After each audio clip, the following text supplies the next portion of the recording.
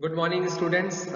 एक बार और फिर से एक नए ऑनलाइन लेक्चर के साथ आज का जो टॉपिक हमारा है वो है बीएससी पार्ट 1 में bending of beam and bending movement.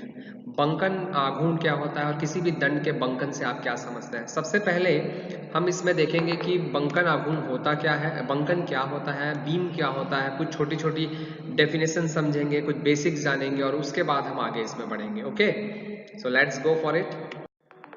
First of all introduction हम देखते हैं। बीम बीम जिसे हम दंड भी कहते हैं, वो एक्चुअल में दंड कैसा होता है, वो चाहे वो आयताकार भी हो सकता है और आपका वृत्ताकार भी हो सकता है। केवल ये है कि एक ऐसी आयताकार छड़ जिसकी लंबाई जो है उसकी त्रिज्या की तुलना में या उसकी डायमेंशन के कंपैरिजन में क्या हो, बहुत ज्यादा हो, उसे हम बीम कह सकते हैं। That is beam. Actually this is a beam in above figure. In this figure what is the longitudinal filament, और हम इसे अनुदैर्ध्य तंतु भी कहते हैं। एक्चुअली द लॉन्गिट्यूडनल फिलामेंट जो बनता है वो क्या बनता है कि जो बीम होता है वो बहुत सारे लेयर्स, पैरेलल लेयर्स से बना होता है और उस पैरेलल लेयर्स जो होते हैं वो बहुत सारे फाइबर्स से बने होते हैं। This fibers is called the filament and we can say it the longitudinal filament. इसी को हम लॉन्गिट्यूडनल फिलामेंट कहेंगे। जैसे नोटों की गद्दी होती है तो बहुत सारे लेयर्स होते हैं, उस लेयर्स को ही हम क्या कह सकते हैं, उसी ग्रुप में मान सकते हैं। Now what is the neutral surface? You have a neutral surface in this figure. A B C D is neutral surface. Neutral surface नाम से ही समझ में आता है एक ऐसा सरफेस होता है जब आप बीम को बेंड भी कर दो तो उसके शेप में, साइज में कोई इफेक्ट नहीं पड़ता। उस सरफेस को हम क्या कह सकते हैं, neutral surface. That is the neutral surface. That means the layer of this filament of the this surface is neither contract or nor elongate, is called the surface.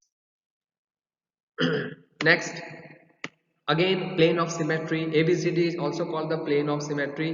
ABCD is bisect the cross section or axis of symmetry. ये axis of symmetry को काटता है या पूरे जितने भी cross section है उसे वो क्या करता है, काटता है।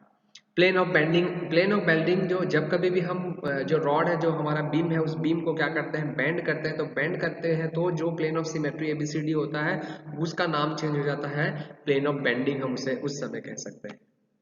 नाउ एक्सिस ऑफ बेंडिंग, ये एक्सिस ऑफ बेंडिंग क्या होता है, जब हम नॉर्मल हमारा जो बीम होता है उस बीम का जो सेंटर ऑफ कर्वेचर होता है और जब हम बेंड करते हैं बीम को और फिर जो सेंटर ऑफ कर्वेचर आता है, दैट मीन्स जो वक्रता केंद्र आते हैं, उन दोनों वक्रता केंद्र को मिलाने वाली जो रेखा होती है उसे ही हम एक्सिस ऑफ बेंडिंग कहते हैं। ओके,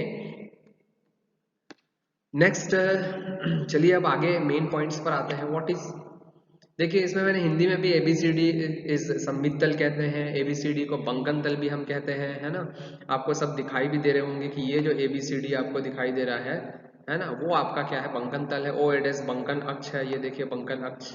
एन एंडेस जो है वो उदासीन रेखा है, ये उदासीन रेखा आपको दिखाई दे रही होगी। ई एफ जी एच उदासीन पृष्ठ है, ई एफ जी एच इस उदासीन पृष्ठ। Bending movement, actually bending movement हम देखें तो ये एक आपका बैंड है, बेंड किया हुआ जो है, इस पर जब हम फोर्स अप्लाई करते हैं तो अपोजिट डायरेक्शन में जो ईएफ आपको दिखता है वहां भी एक फोर्स डब्ल्यू अप्लाई होता है। ये दोनों फोर्स जो है एक फोर्स कपल जनरेट करते हैं और इस फोर्स कपल को ही हम क्या कहते हैं, ये एक फोर्स कपल जो है मूवमेंट जनरेट करते हैं, एक आघूर्ण बनाते हैं और इस आघूर्ण को ही हम कहते हैं बंकन आघूर्ण, हिंदी में कह सकते हैं, या फिर बेंडिंग मूवमेंट। थोड़ी सी थ्योरी मैंने यहाँ पर आपको डेस्क बोर्ड में दिखाई दे रही होगी, बोर्ड पे, वो आप देख सकते हैं या स्नैपशॉट ले सकते हैं इसका।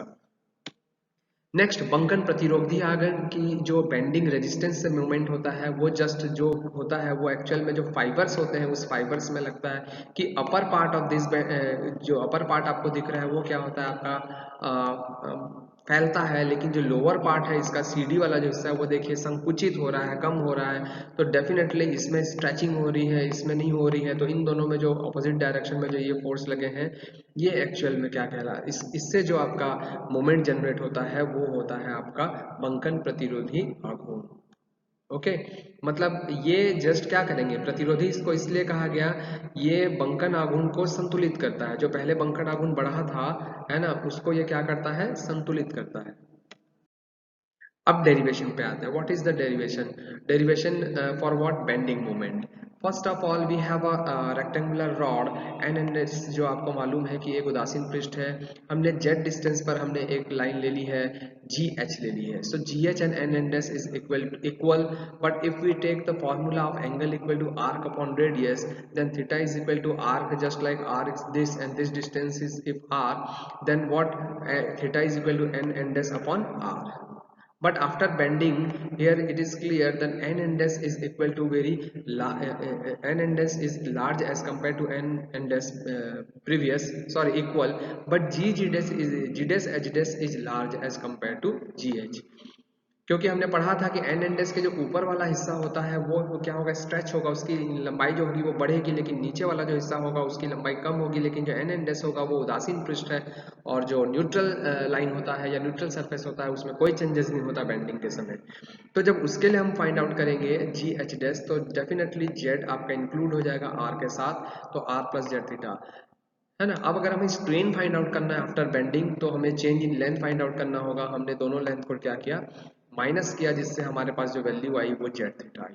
Now what is the longitudinal strain? Longitudinal strain that means Z theta change in length with respect to initial length, so Z theta upon R theta, theta theta cancel, we have the longitudinal strain is equal to Z by R, that means strain is depend in the Z.